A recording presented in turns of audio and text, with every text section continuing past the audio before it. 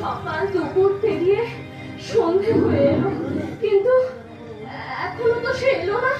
তবে কি তার কোনো বিপদ হলো? না না না না, এত সহজে বাংলার ভাবি নবাবের বিপদ হতে পারে না। আসবে, বোনের ফোঁটা নিতে কুড়িয়ে পাওয়া দাদা নিশ্চয়ই আসবে। তোর মাথা খারাপ হয়ে গেছে যোগী, বাংলার ভাবি নবাব আসবে তোর হাতে ফোঁটা নিতে, এগুলো তুই ভাবলি কি করে? কিন্তু সে যে আমায় কথা দিয়েছে। কথা দিলেও কথা রাখার প্রতিশ্রুতি কি সে দিয়েছে? এই যে সীতারাম দা, সেও তো তাকে কথা দিয়েছে বিয়ে করবে বলে। এখন যদি তোকে বিয়ে না করে তাহলে আমি গলায় দড়ি দিয়ে মরবো। ষাট ষাট বালাই ষাট, ও কথা বলতে নেই মা। কেন গলায় দড়ি দিবি? নবাবের নাতি তোর ফোঁটা নিতে আসেনি বলে?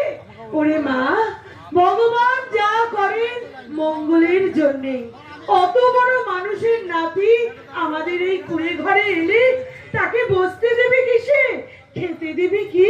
বসতে দেবো কম্বলের আসলে, খেতে দেবো নারকেল মুড়ি। তুমি দেখে নিও মা, ওতেই খুশি হবেন বাংলার ভাবি নবাব সিরাজদৌল্লা। সিরাজদৌল্লা আসবে না। আসবে না? হলো তো, মিললো তো আমার কথা। মুখ পুরি এত পাকা হয়েছে যে নিজের কথায় খই ফুটিয়ে ধেই ধেই করে নাচছে। মারবো এক কিল। আরে এখনো ছোটটা আমায় কি মারলো?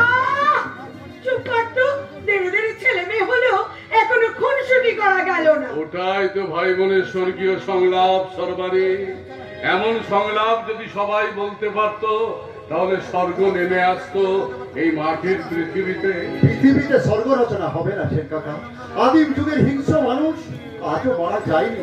পাড়া প্রতিবেশী আত্মীয় বন্ধুর মধ্যে তারা যে মুখোশ পরে ঘুরে বেড়াচ্ছে, না হলে নিজেদের স্বার্থ কায়েম করতে মানুষ মানুষকে এত হিংসা